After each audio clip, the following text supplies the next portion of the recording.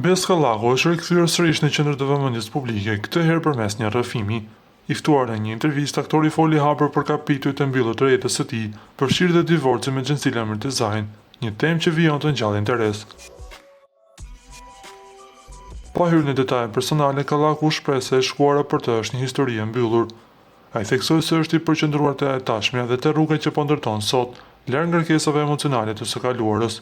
E shkuara ime është e vdekur, unë po jetoj të sotmen, tha ai duke nënvizuar se nuk është e veten si dikë të jashtëzakonshëm, por si një njeri që kalon gjurmë pozitive në jetën e të tjerëve.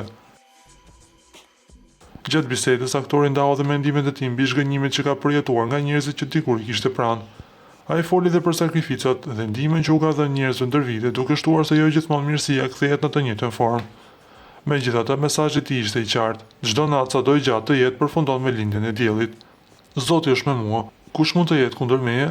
Përveç se ju kam dhënë dorën, ju kam dhënë dhe bukën. Sa do të zgjas nata, do lind dielli, do të vi dita. Sa armiq që kemi dhe sa armiq që kemi përreth. Pasuria ime më e madhe janë dy fëmijët e mi, nëna dhe babai im.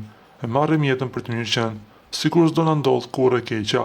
Ndëroi jetë dhe shpati shkret. A kishte plane për sot?